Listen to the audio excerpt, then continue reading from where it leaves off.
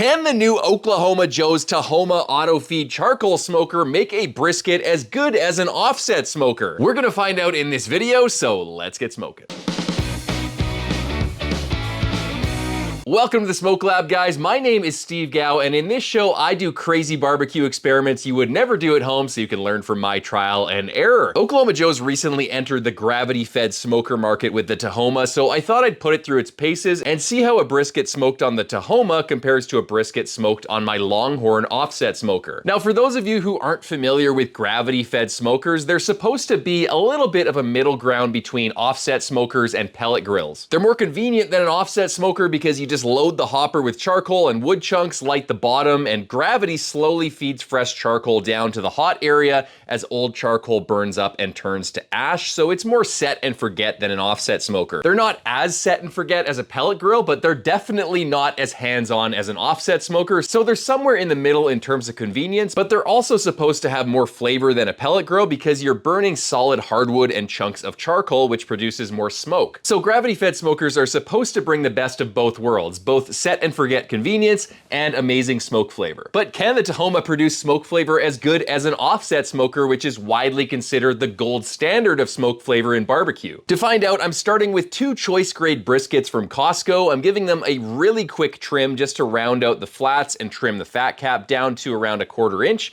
And then I'm slathering them with soy sauce and rubbing them with 16 mesh black pepper and kosher salt. As a finishing layer, I'm also using some Oklahoma Joe's Memphis style barbecue rub to give these briskets a bit of extra flavor and color. Looking good so far. I'm now prepping my Oklahoma Joe's Longhorn offset. I like to use a fire basket to keep all of the coals contained. Now, there's a theory that you should clean out your smoker firebox immediately after each use because the ash can accelerate the rusting on the inside of the firebox. I've never had an issue with that personally, and I find that it's really inconvenient to clean out hot coals because you can't put them in the trash right away. So what I do is I just clean out my smoker immediately before using it. That way everything is cold, I can just sweep out all the ashes, throw them away, and start a new fire. Now that the ashes are gone, I'm filling my fire basket with cherry wood splits and lighting them with my Oklahoma Joe's charcoal lighter. I just pile them up in no particular pattern and light them on fire. The important thing is to get enough small splits in there that we can burn down into a nice hot coal bed. And then after the coal bed is established, I choke down the air intake and I maintain my smoker temperature at around 250 degrees for the first part of this cook. Moving over to the Tahoma, I'm opening up the hopper and dumping in some charcoal briquettes, then some wood chips and chunks, and then some more charcoal, and so on until the hopper is full. This 10 to 12 hour brisket cook is going to take around 24 pounds of these particular charcoal briquettes,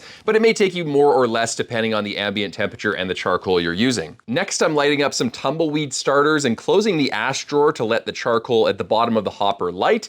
I'm now opening the damper to allow airflow into the cook chamber, and once the charcoal is lit in a few minutes and I can see smoke coming out of the Tahoma, I set it to 250 degrees. Now at this point, the Tahoma is going to take over. The fan is going to kick on or shut off and restrict or allow airflow and regulate temperatures at 250. I'm now opening up the Tahoma lid and placing the brisket on the upper rack with water pans below it. This is how I cook my briskets using a pellet grill, and I think most of the principles will apply to the Tahoma because it's kind of similar in the way that the convection and the direct heat is set up. There's a lot of direct heat coming from below, and there's forced air convection coming from a fan, which is very similar to a pellet grill as well. So the water pans should act to block some of that radiant direct heat from burning the bottom of the brisket and just allow nice gentle convective air over top of the brisket. The other thing that it does is it provides some more moisture, which can be an issue in both pellet grills and these types of gravity-fed smokers because anytime you have forced air from a fan, you can get a pretty dry environment. So it's nice to add a little bit more humidity back into the smoker. Moving back over to the Longhorn, I'm placing the brisket on the far left grate, point towards the firebox, and then I'm going to let it smoke away at 250 degrees for around 4 to 5 hours. 4 hours later, the brisket looks like this. It's around 140 degrees internal, and it's starting to sweat out moisture, so I'm bumping temps up to 300 on the offset. Similarly, after 4 hours, the Tahoma brisket is starting to sweat out moisture, so I'm also going to bump temps up to 300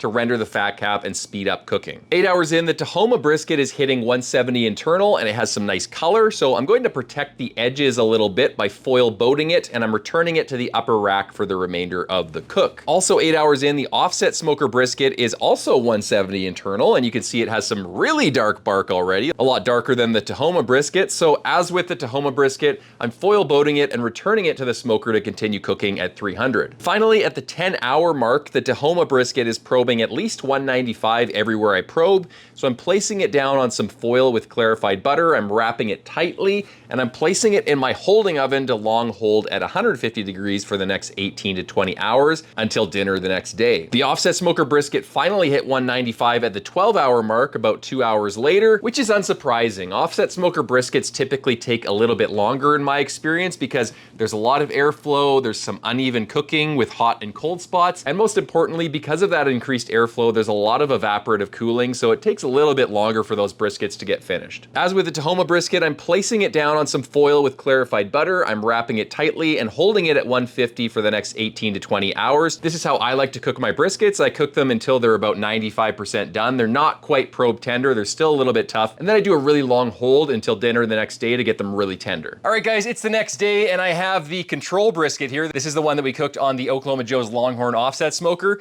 and I have the experimental brisket here, the one that I cooked on the Tahoma. Now, just looking at these briskets, first impression, they look very similar. The Tahoma brisket is a little bit lighter, but just by like one shade, it's very similar in color to the offset smoker brisket. I'm gonna smell the offset smoker brisket now. It smells very smoky. I can smell the cherry wood smoke. Now I'm gonna smell the Tahoma brisket. It is smoky, but it is less smoky than the offset smoker brisket. I can really tell that there's smoke on this brisket, and with the Tahoma brisket, there's smoke there, but it's a little bit more subdued. So let's start by cutting into the offset smoker brisket first. I'll give you guys a look. It looks nice and juicy. Look at that, looks absolutely beautiful. Cover that in some tallow. And I'm gonna get a slice of the flat here. That's looking really nice, really juicy. Put that over the finger, looking really good. And let's do the pull test here. How easily does it pull apart? Effortlessly. This is gonna be a good brisket, guys, I can already tell. Let's see how it tastes. It's juicy, the bark is super smoky. I got no complaints about this brisket. Let's try the point before we move on though. I'm just gonna cut a couple of slices in here.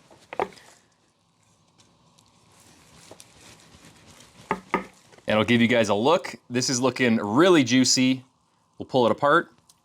Pulls apart pretty easily. It's got a little bit of a tug, but that's how my points usually turn out. But if you look, you can see all the fat is all the way rendered down on the top of the fat cap, which is what we like to see. So let's give this a taste. Really good, really smoky. I got absolutely no complaints about this brisket. It looks absolutely amazing. It tastes absolutely amazing and it's super smoky. Let's see how the Tahoma brisket tastes. The Tahoma brisket, Tahoma. Let's cut this right down the middle and I'll give you guys a look. Looking really juicy, love it. And we'll give it a little bit of a spank, just makes it taste better. And I'll slice a flat slice here. I'm gonna make it a little bit thicker because I think this one is a little bit more cooked than the last one. Looking really good, pulls apart really easily.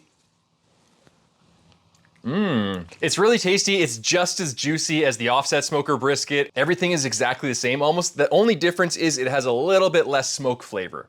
Let's try out the point. So I'll give it a couple slices. That's a one slice. Two slices. Looks like it got a little bit burnt up on the end of the point here. You can see right there that that's kind of like beef jerky. But the rest of the point is not feeling that bad. So I think the edges just got a little bit burnt up. You know what? I'm just gonna slice that right off.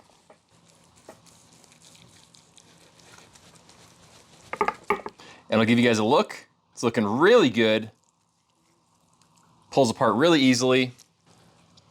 It's really good and it is smoky. I had a couple more bites of it and I can really taste the smoke. I would say it's somewhere between a pellet grill and smoke flavor and an offset smoker, but the difference is the offset smoker brisket smells and tastes more of like a burning campfire. Like you can really smell and taste the smoke on it. Not in a bad way, it's just really forward. And on the Tahoma brisket, the smoke is there, it's just dialed down a few notches. But it is smoky. In fact, I think this is smokier than my drum briskets usually turn out on my Oklahoma Joe's Bronco. So the Tahoma brisket smoke flavor wasn't as forward as my offset smoker brisket, but it's approaching that offset smoke flavor. I also think it's much better smoke flavor than a pellet grill, and it might even be better than a drum smoker. And I think you might actually be able to squeeze some more smoke flavor out of it if you put more wood chunks in it than you saw me use in this video. And maybe if you don't use that water pan for the first part of the cook, maybe the first 4 hours, you leave that water pan out and slowly cook it at 225 to get some more smoke flavor on it, because that water pan might be diverting some of the smoke flavor from getting to the brisket. But I definitely add the water pan back in after the 4-hour mark when you bump up your temperatures to 300,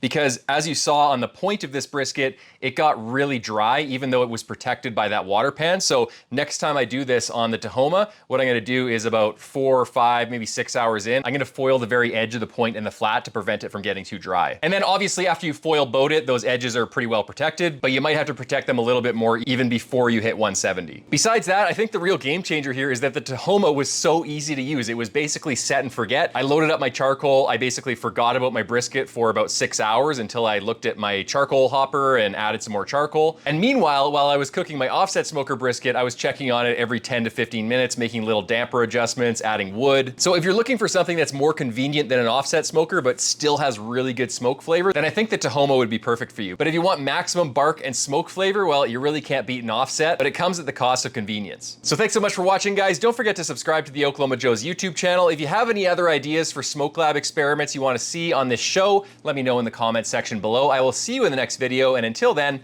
happy smoking.